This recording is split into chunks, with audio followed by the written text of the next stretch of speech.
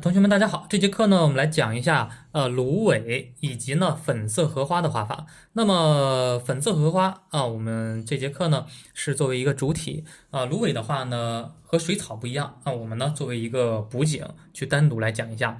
我们大家在练的时候呢也是一样啊，就是说主体荷花我们要画的非常棒，那么一些补景的话呢，同样我们也要把它研究的非常明白。这样的话呢，我们在画一幅作品的时候，一幅成幅的作品的时候呢，才可以更多的进行融合啊，更多的进行变通。那么芦苇啊是什么样的？芦苇和水草不一样啊，水草我们之前讲过，都是直直的啊，竖着长的，很直很直。那么芦苇的话呢就不一样了啊，芦苇的话，它的一个感觉好像也是去了叶子之后是笔直的杆儿，那么加上叶子之后呢，感觉变了。直直的杆子，然后呢，它这个叶子呀却很长，对不对？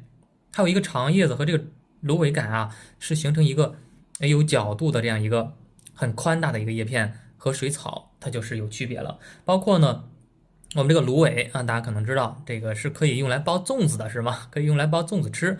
那么我们怎么去刻画它呢？其实啊，芦苇的结构是比较简单啊，比较单纯的，它就是无非是一个直直的杆啊，非常笔直，有点像竹子的感觉，是吗？非常笔直，越来越细啊。再有一个规律性呢，就是它的叶片，我们大家来观察一下它的叶片啊，它的叶片呢，其实就是一个大号的主叶啊，一个超长的一个主叶啊。那么我们理解的话呢，就把它理解成一个大号的主叶去画它，你会感觉到非常简单，非常轻松。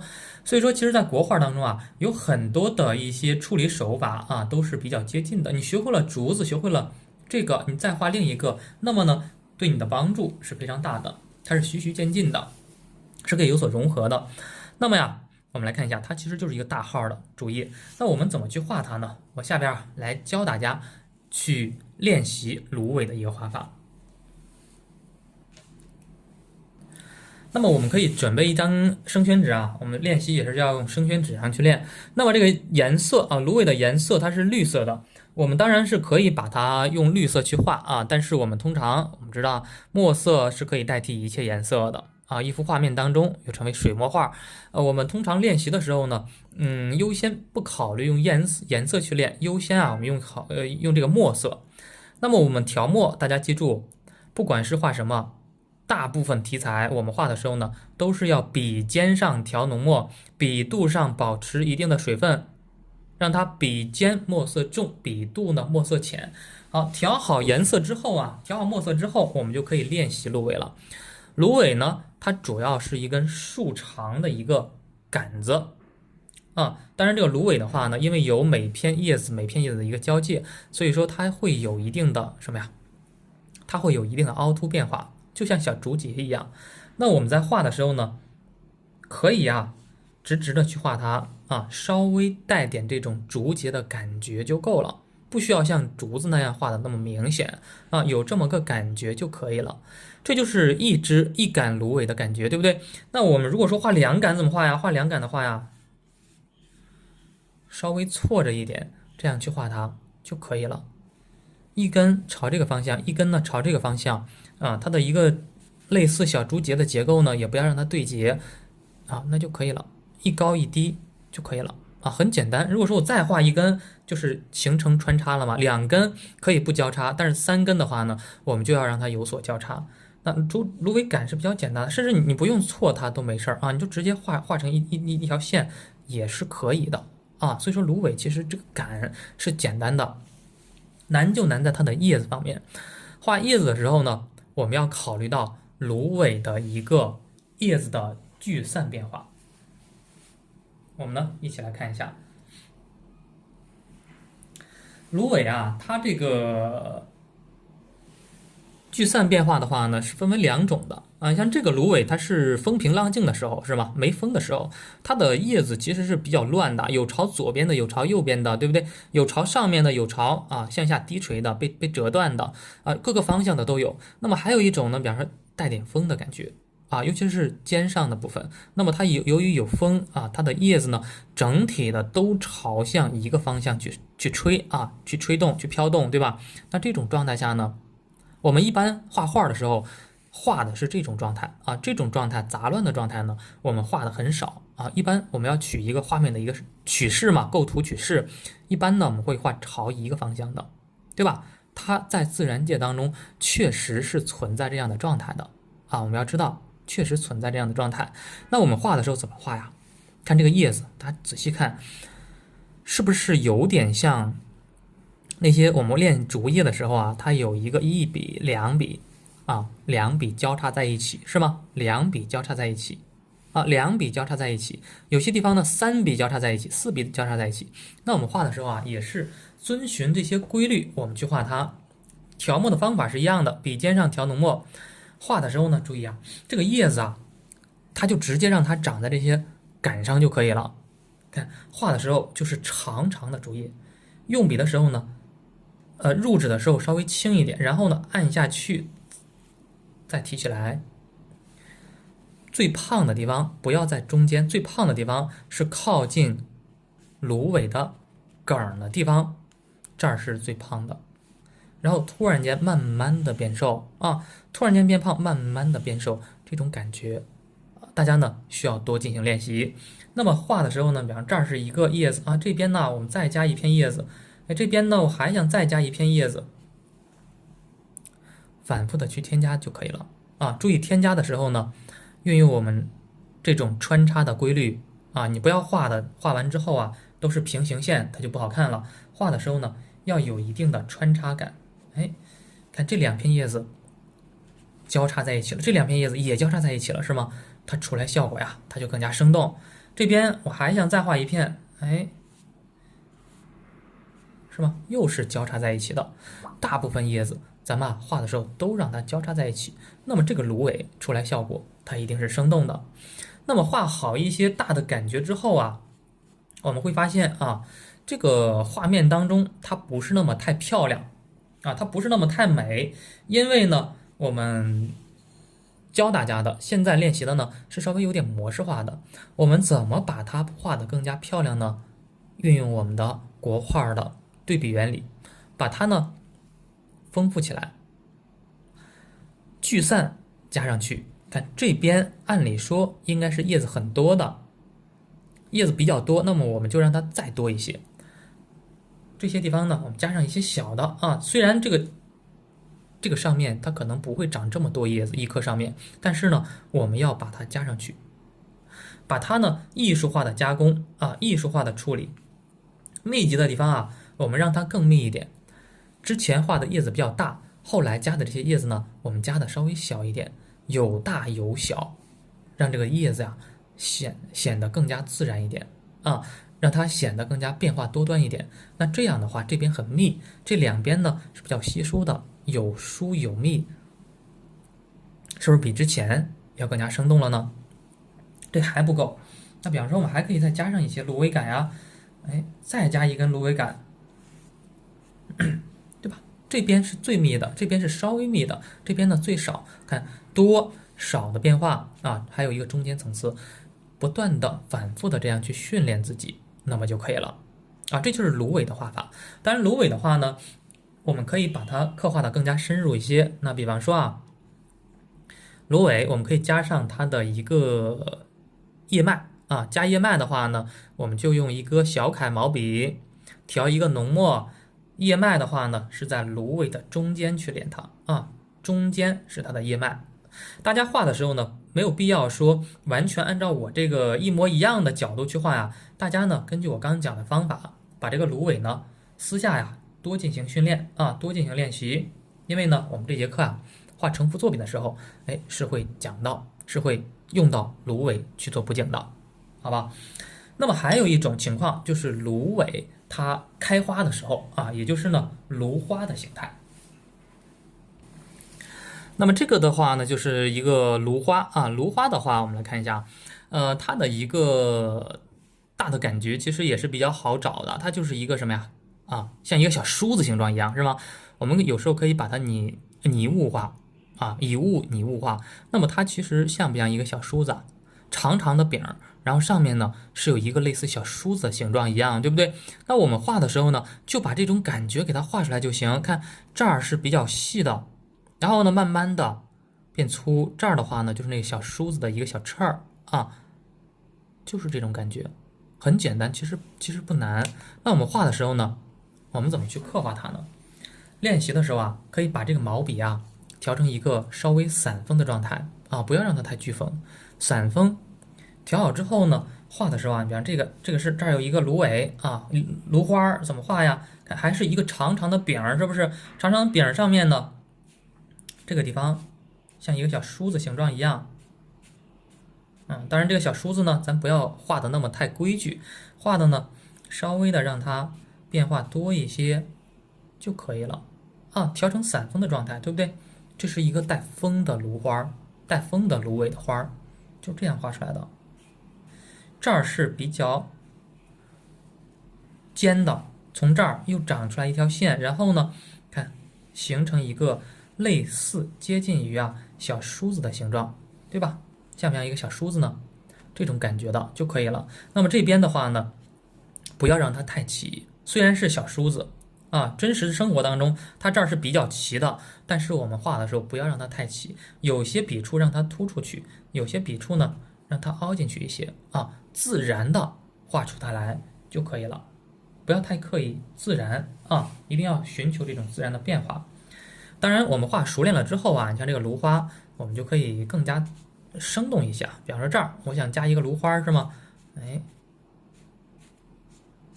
是吧？哎，就这么简单一加就可以了。这就代表着一个芦花的形态，对不对？啊，就可以了。它是一个很自然的，想让它粗一点就粗，想让它细一点就细。那么当然，这个粗细的变化呢，需要大家长时间的一个训练啊，这个要大家审美慢慢也要跟着提高之后啊，画出来的才自然。就是大家可以先看，先观察，看我画的这些小局部，有湿的，有干的，啊，有这个比较重一点的，有比较浅一点的啊，这些变化把它画出来就可以了啊。当然大家多进行练习，每个局部多进行练习，最后组合的时候呢，才能运用的非常熟练。那么接下来呢，我们进入这节课的一个大的主题，就是说粉荷花。那么粉荷花的话呢，我们是需要根据之前讲的这个白荷去进行一个延伸去进行一个延伸这样的一个训练。那么粉色我们可能大家都已经知道了，就是说粉色的话呢，我们是用太白加曙红是可以调成粉颜色的，对不对？一个太白，一个曙红，我们先把它调好。好，调好这两个颜色之后我们画粉荷的时候要记住，颜色不要直接把这两个颜色直接混在一起，而是说呢，要怎么样呢？调颜色的时候要先调太白大致上把这个太白调成一个牛奶状的一个感觉不稀也不稠，调成牛奶的一个状态，那么就可以了。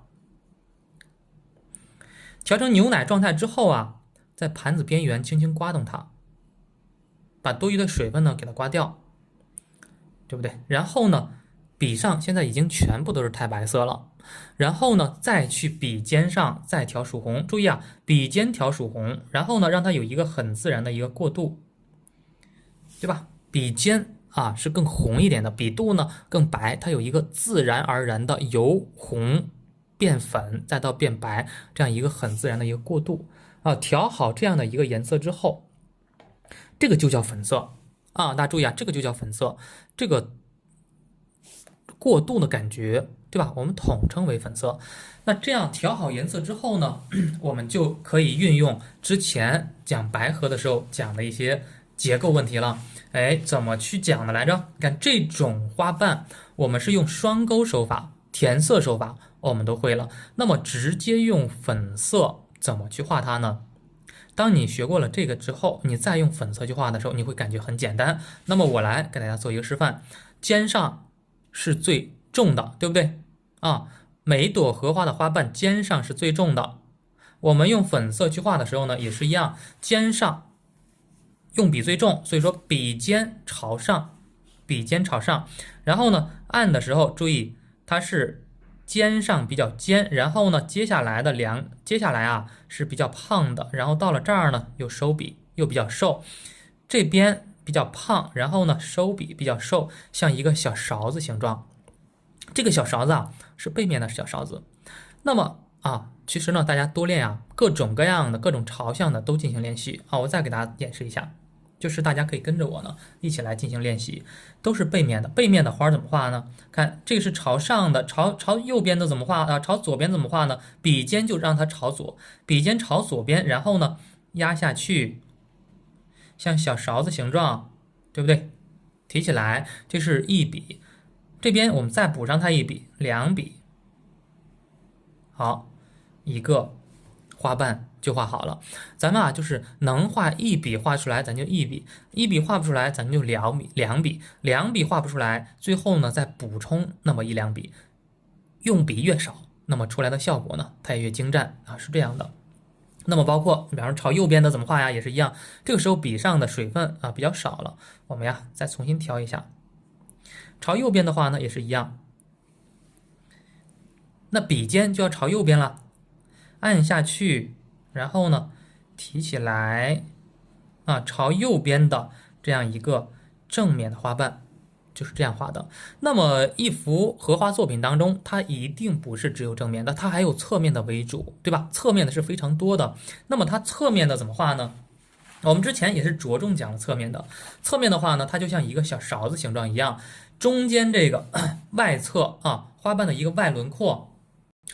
好，我们再复习一下外轮廓对吧？外边是比较重的，里面呢是比较浅的，对不对？看外面颜色比较重里面的颜色呢是比较浅的。那么我们这个结构和白荷是一样的。那么我们画粉荷的时候，怎么去以少胜多呀？怎么去用一笔就把这种变化给它画出来啊？其实很简单，我们一起来画一下，记住这种颜色的规律变化就可以了。调颜色咱是一样的，还是一样，先调太白，笔尖上咱们调点曙红，注意要让它毛笔当中颜色有过渡有变化。调好颜色之后，像这种花瓣我们怎么画呢？画的时候就可以这样，先画最重的，先画外边这个最重的这一笔。画的时候是两头细，中间粗，对不对？我们画的时候也是一样，看两边细一点，然后呢中间粗一点，轻轻一带，就是画的这个地方，对吧？就是画的这个局部。当然我们在练的时候我们可以先把每个花瓣的这个局部都给它练出来你看这个朝向是这样的，那这边的怎么画呀？这边我们还是一样，先把它这个侧面重的，我们先给它画一画，也是一样，提起来，按下去，再轻轻的提起来还要让它有一个缓慢的角度，它这样显得这个花更加优美一些。那还有什么样的？还有朝上的是吗？朝上的怎么画也是一样，看朝上的也是笔尖朝上呗，那就按下去，然后呢轻轻提起来，这就是一个花的一个背面。那它的正面怎么画呢？它的正面是颜色比较浅的，比较淡的，然后共同组成一个勺子形状。那这个时候呢，我们笔上已经颜色比较浅了，对吧？比较淡了。这个时候呢，我们再去多调点太白，笔肚上多调点太白，笔尖上呢少调一点点红色少调一点曙红。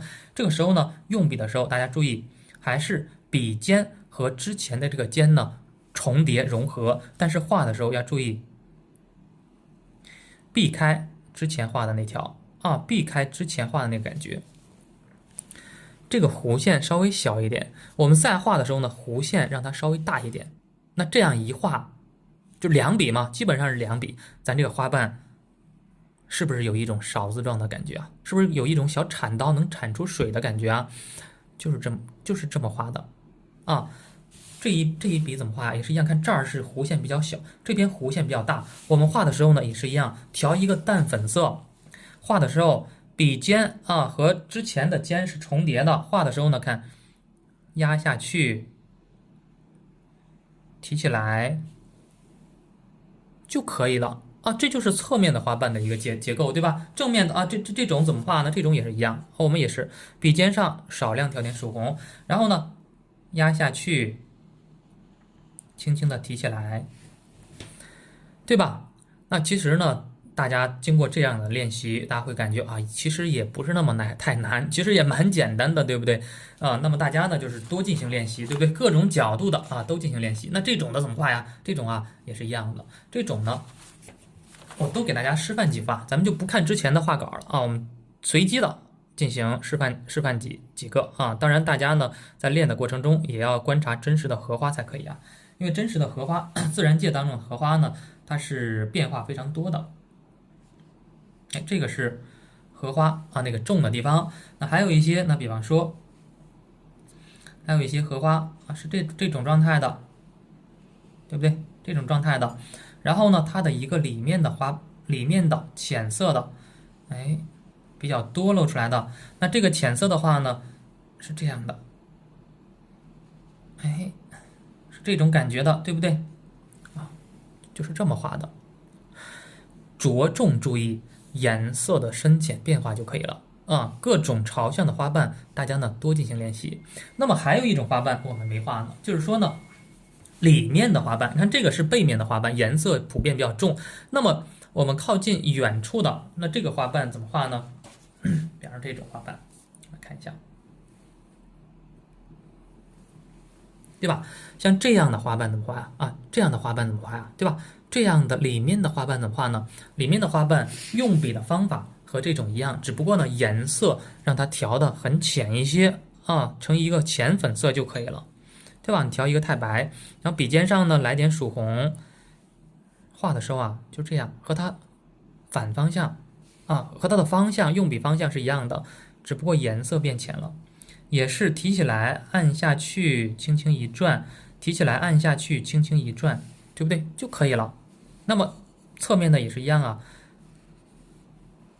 对不对大家多进行这样的训练，那组合在一起的话就是这样的。这个是前面的，这个是后面的，这一下前后关系就出来了，对不对？那么大家在学荷花的时候，一定要进行分开练习，因为你练会了荷花之后，后面我们还会有题材，也会用到勺子形状的这种结构状态，并且说呢，也会用到颜色的一些问题那么大家呢进行练习之后，后面我们一些课程当中还会运用到这些规律方法。好，那么粉色荷花我们就不再单独去赘述了单独去讲了。就是说，大家根据这些练习，我们呢可以完成一朵荷花对不对？我们简单的从这儿简单的示范一小朵。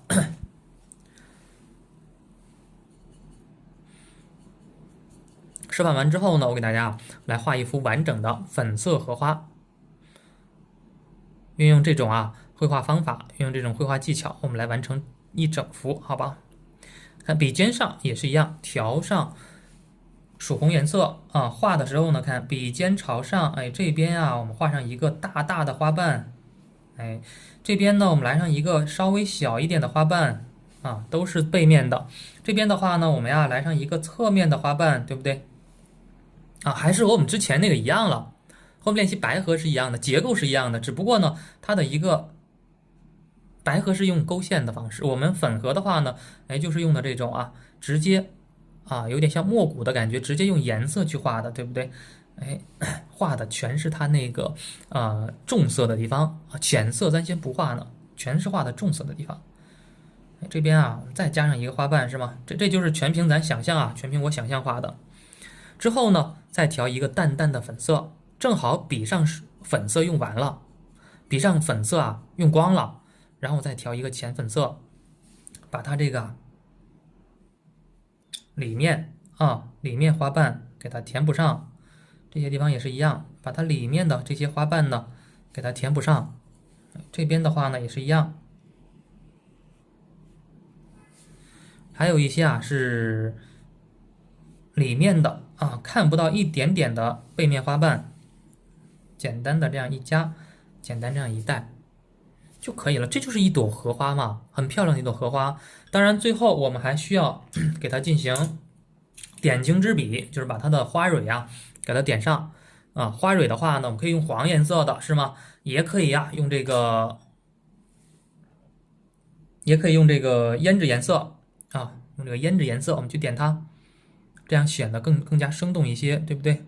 胭脂颜色，哎，注意花蕊的一个大小聚散的变化啊，和我们那个白荷啊基本上是一样的了，就这样就可以了，对吧？这就是一朵花儿。大家呢通过这样的学习，可以多多进行练习，不仅是朝这个方向的，哎，朝别的方向的，甚至说我们之前画的白荷，哎，是不是也可以把那个造型啊用这种方式去表现出来呢？对吧？多多进行尝试。好，那接下来啊，我给大家示范一幅完整的这种荷花它的一个作品的一个画法。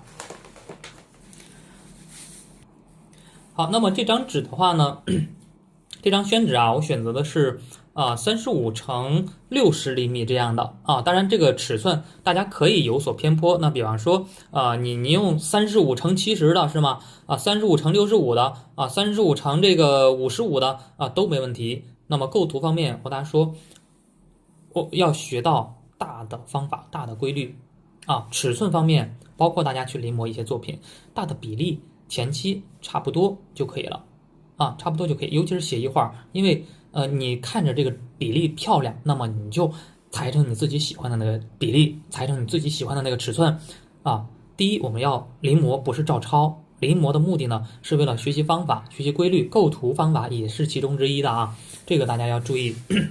我只不过呢，把这个尺寸给大家说了一下，35×60大家可以稍微长一点，稍微宽一点，稍微窄一点，都是可以的要灵活。一再强调，我们学画画呢，一定要灵活，慢慢的呢，找到自己的审美是最好的一个状态。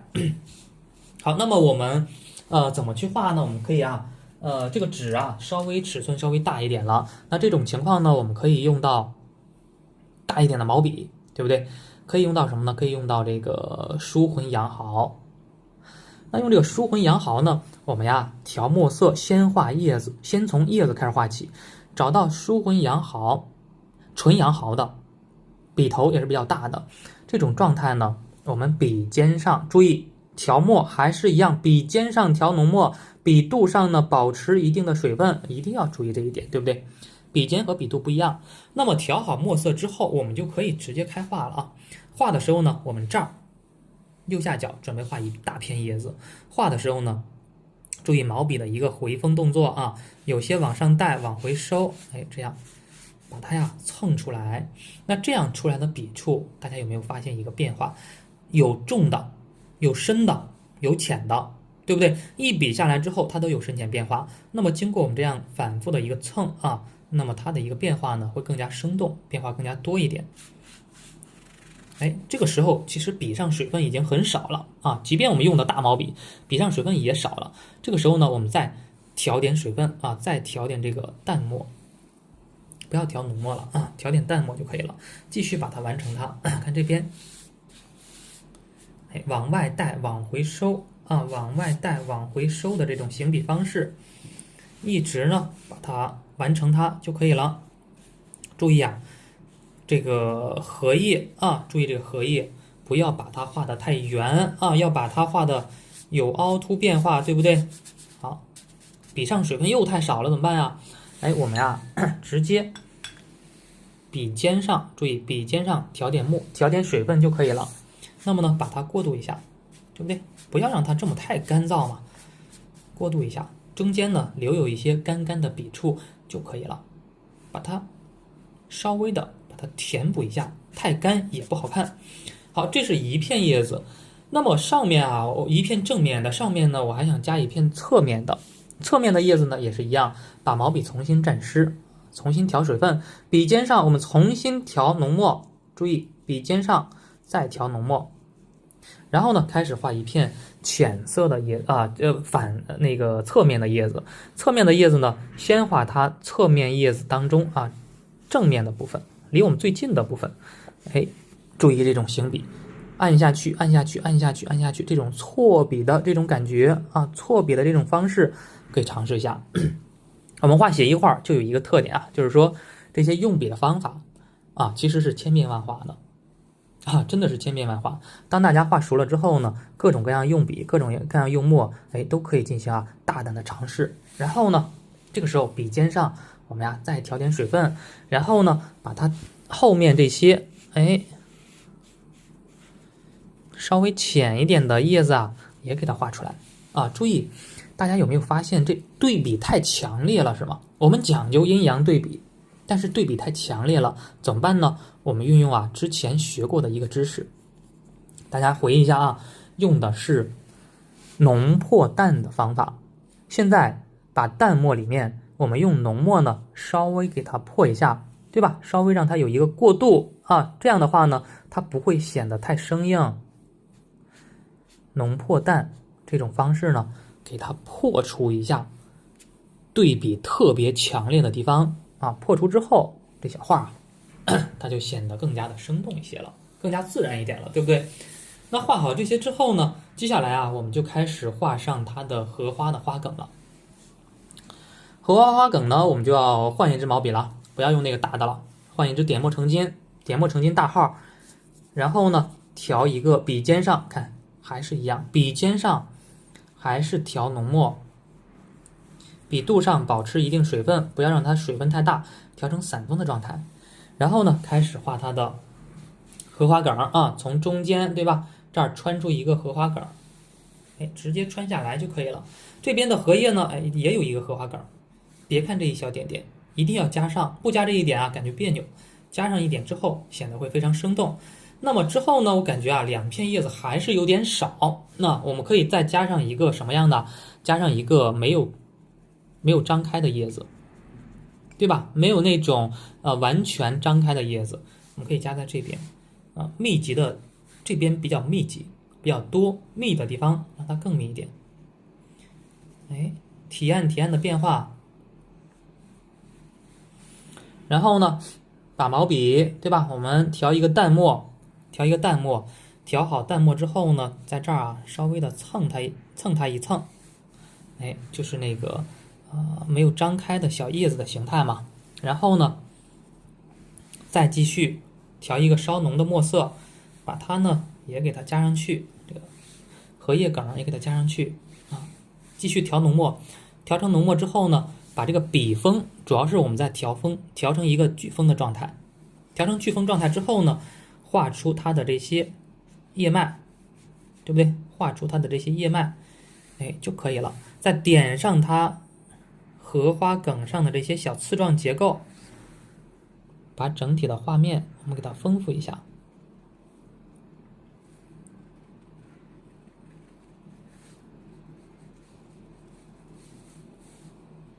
好，画好以上这些之后叶脉我们先不要画呢，像这些叶脉先不要画呢。我们墨色的叶子通常是等它半干的时候再补叶脉，也就是呢，我们画完花，画完一些补景之后，最后再加叶脉。因为现在画叶脉很容易晕开最好呢过一会儿再加。那么我们可以这个时间先画它的花，对不对？先把这个花我们给它加上去。画花的话呢，就运用我们刚刚讲的知识点，先调太白色，对不对？调成一个牛奶的形状大家呢一起来回顾一下，先调太白，调成牛奶的状态，然后呢，笔尖上注意可以稍微刮一刮毛笔笔尖上调曙红颜色，让它有一个自然而然的过渡笔尖红色多，笔肚红色少，调好颜色之后我们就可以准备开画了。画的时候呢，注意要注意花瓣大小的变化通常情况下呢，我们前面的花瓣我个人习惯是喜欢把它呢画的稍微的胖一些，第一个花瓣，还有一点点向前翻的感觉所以说它比较胖。那么一个胖的肯定是不够我们还需要画上一些侧面的，这儿我再画上一个瘦的，就有点接近侧面的感觉。那这样还是不够的，我觉得胖的旁边咱是不是加上一个瘦一点的有胖有瘦，它就有变化嘛。这咱都是画的这个重颜色，对不对？全是画的重颜色的，还没开始画浅色的呢。我这儿我想画一个侧面的，给它加上一个侧面的那个花瓣的一个背面部分，再往远处去画这儿呢我再加上一个侧面花瓣的远处部分这个其实还是要大家要多观察生活呀，要通过写生找到这些经验，这个是我找到的一个经验我印象当中它的一些荷花的形态，大家呢如果说也想画的一样生动还是呢要平常多看一些美的照片也好美的一些这个真实的，当然真实的荷花是最好的，没事儿呢多去观察大自然多去观察生活是最好的一个状态这边我再加一个这个花儿画到现在，大家其实看到一个花儿的一个大形已经出来了。这边我还想着我再画上一个花瓣画上一个什么样的呀？画上一个这种状态的好，简单一加就可以了。那么接下来呢，就开始画它花心的地方了花瓣里面的地方调一个淡墨，主要调太白。笔尖上呢，曙红颜色咱调的少一些，对不对？曙红调少一点，然后呢，画的时候就把它这些花瓣给它填补一下就行。里面的这些花瓣嘛，给它填补一下就可以了。这些地方给它填补一下，这些地方都给它填补一下，对不对？就可以了这边也是一样，给它填补一下。这个花瓣就比较有意思了，是吧？这个花瓣我刻意从这儿画的，那么给人感觉呢，这个花瓣它的一个侧面是从这儿看到的也是一个小勺子形状，是吗？这个是一个新鲜的一种角度这边我们也是一样给它补一补，像这些地方呢，感觉太空也要给它补一补，也要给它补充一下，出来的效果呢，它显得更加生动一点。它有层次感，一层一层的往后面去画，感觉还不够。你像这些地方，我还想着再画上一个花瓣没问题。再画一个远处的比较瘦的，这花瓣都比较胖，这儿呢咱再加一个瘦一点的。注意画花朵的时候不要平行。你看从中间劈开之后，大家有没有感觉这边花瓣多，这边花瓣少对吧？大家画的时候也是一样，一定要注意一个变化，不要画的对称了，不要画的平均了。我这边我可以再多加上一些，那这边呢一定不要加。好多同学初学画荷花的时候呢，就特别容易犯一个错误，就是说从这个荷花中间劈开之后，好多同学呢，左边这个花瓣对应右边的，左边对应右边的，全是对称的，出来就不生动了。要让它产生这种变化，那么它才自然。之后呢，我们可以再加上一个花苞不加花苞，感觉一朵花也不太够那么我们加一个花苞，花苞呢可以加在什么位置呢？你看，花苞可以加在这边也可以加在这个叶子上面。我们加在叶子上面吧，让它长得高一点。花苞的形态呢就比较简单就是一个花瓣，说白了就是一个花瓣，就是画的，对吧？就画一个花瓣就可以了，这就是一个花苞当然，你说我想画的更加生动一点，想把这个花苞画的稍微让它盛开一点点的，那么呢，你比方说这是一个花苞嘛，我们一个花瓣我们可以加上一个小花瓣，让它形成一个多个花瓣组合在一起的。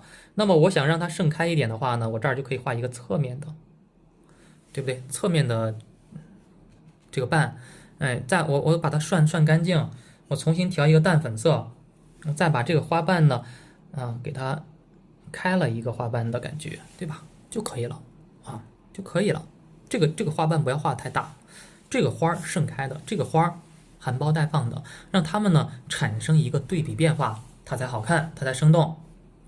好，画好以上这些之后呢，我们可以继续往下面刻画它。比方说可以加上荷花梗了呀。那荷花梗，我们这儿从中间的地方画出它的这个荷花梗。这边的话呢也是一样，荷花梗呢我们从这儿穿下来，穿下来之后穿过去，对吧？把这个荷花梗加上去，还是调浓墨，点出它这些荷花梗上的小刺状结构。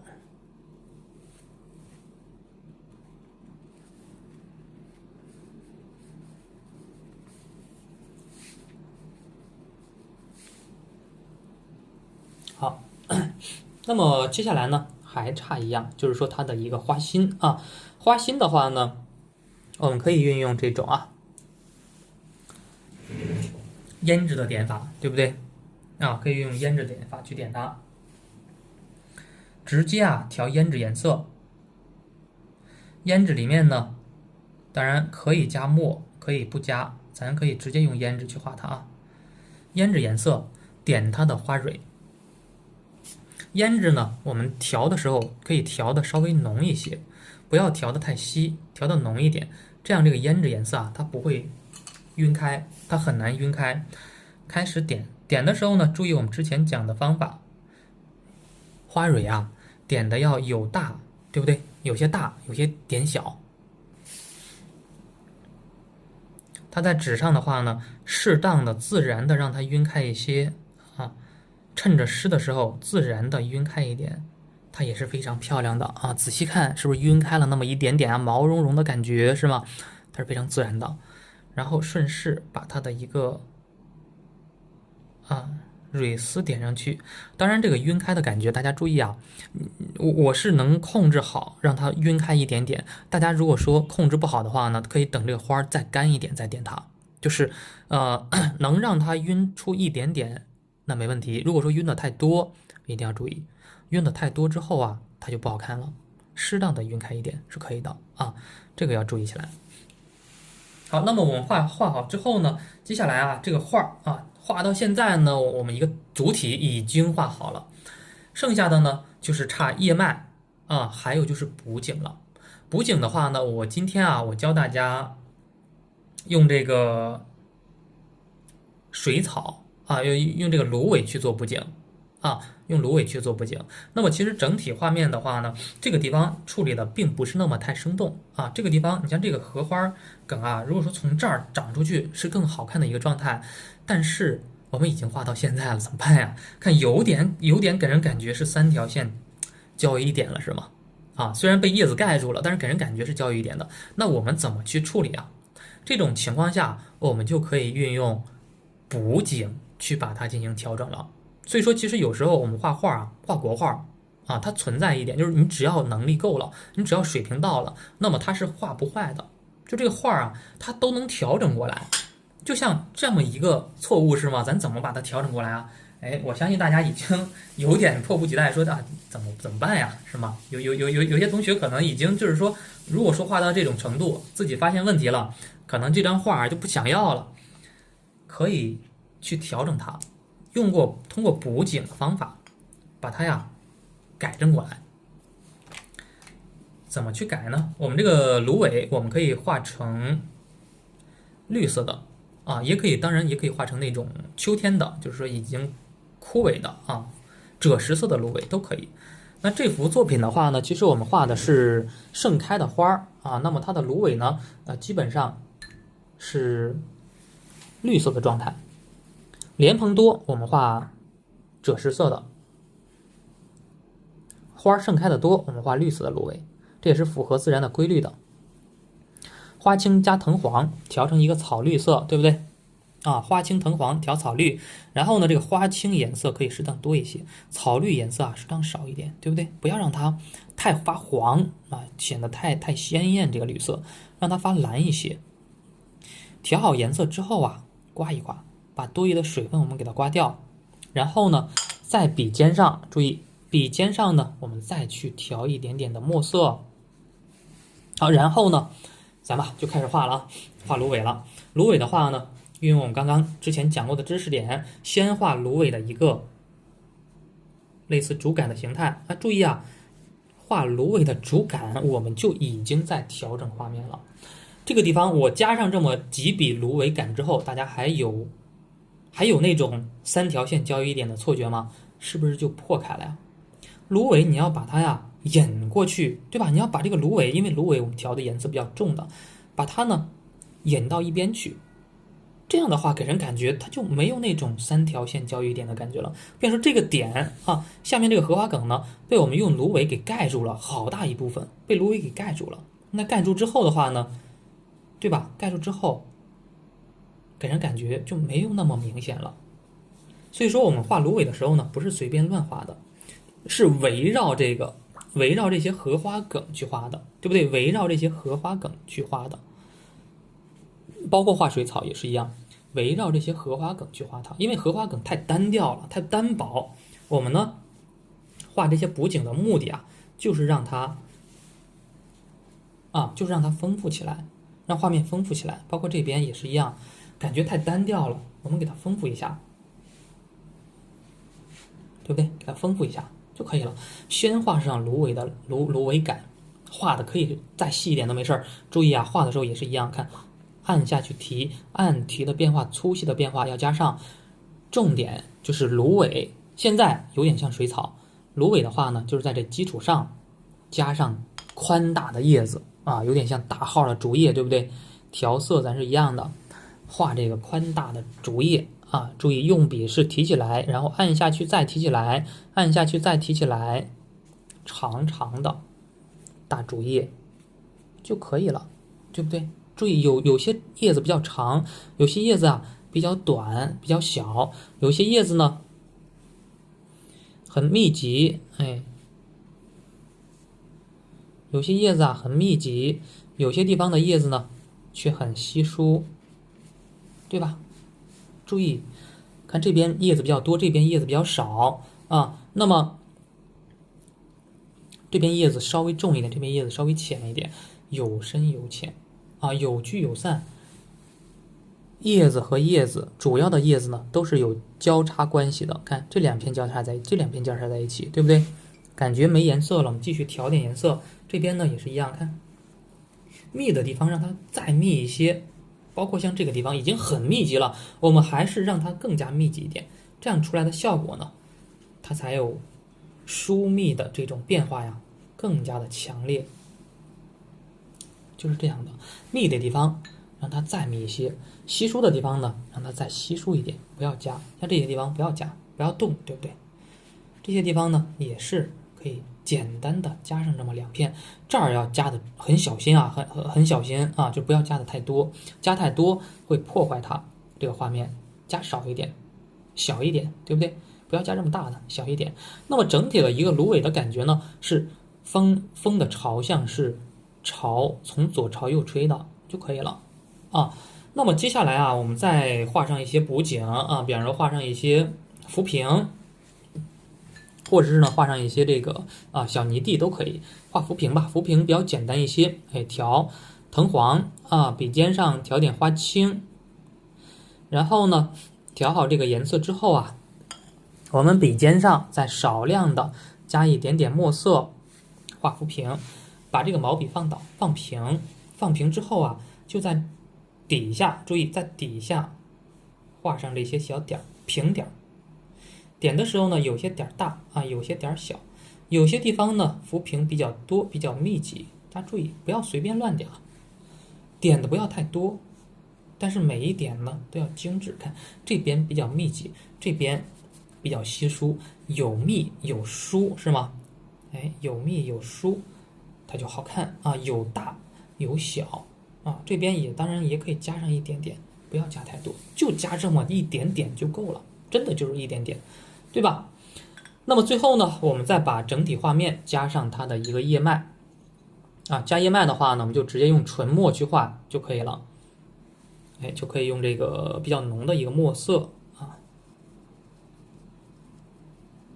用小楷毛笔啊，可以用小楷毛笔的，因为叶脉在这幅画面当中并不是那么太重要了花儿画得很漂亮，叶脉我们就简单来画一下就可以了，作为一个补景啊。浓墨画的时候呢，注意要跟随叶子的一个结构。那比方说这边叶子啊，它是这样的，我们画叶脉的时候呢，稍微让它行笔啊，跟随这个叶脉。跟随我们之前的这个笔触，去画它，注意要有提有按，按下去提起来，按下去提起来，按下去提起来，有粗有细的去画它，就可以了。当然也可以加上一些小的叶脉，对不对？好，这边呢也是一样啊，中间这个叶子啊是这样的，粗细的变化一定要注意起来。按下去提起来，按下去提起来，哎，有粗有细，这个叶子啊，它才更加生动。虽然咱用的笔触不多啊，但是呢，它对于叶子来讲，它就是那个点睛之笔。花儿的点睛之笔花蕊，叶子的点睛之笔呢，就是它的叶脉啊。点上它，可以再丰富它一下，感觉有点空。好，点完之后，我们最后呢再提上字就可以了啊。题字的话呢，有两种提法。第一种提法呢，我们提在这儿，把这个款儿呀，把它藏起来是吗？藏起来，或者是呢提在这边，啊，提个长款儿也是可以的。但是我建议大家呢提在左边会更好，这个就要考虑到大家的一个审美构图原理了。比方我特别喜欢满的构图，那么呢我就提在这边；我比较喜欢稍微空灵一点的构图，我就选择提在这边啊，这边留大面积空白，就让它空白多着，很密，比较稀疏，疏密啊，拉得很开是吗？这画它就更加生动啊。你比较满，喜欢比较满的画面，那么提在这儿，整体画面堵得比较满啊，就比较饱满，整体画面也是一种风格啊，也是可以的。那我们直接啊选择这个小楷毛笔去提就行啊。题字的话呢，比方说我们可以给它取个名字啊，比方荷香啊、荷韵是吗？啊，一些好听的名字都可以提。但是这幅作品啊，我们如果说选择提在这边，我建议呢就不要再提那么多的一个名字了啊，就提上咱自己的名字就够。画儿的名字啊，咱们心里知道就可以了。因为这边面积比较小，提那么多字儿呢，容易破坏整体画面。我们只提上年款儿啊，只提上名字就可以了。甚至说呢，咱年款儿都不用提啊，都没问题。提上啊。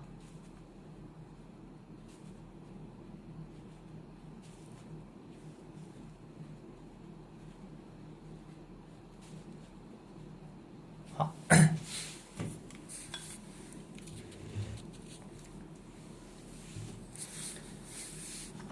最后呢，我们再扣上印章。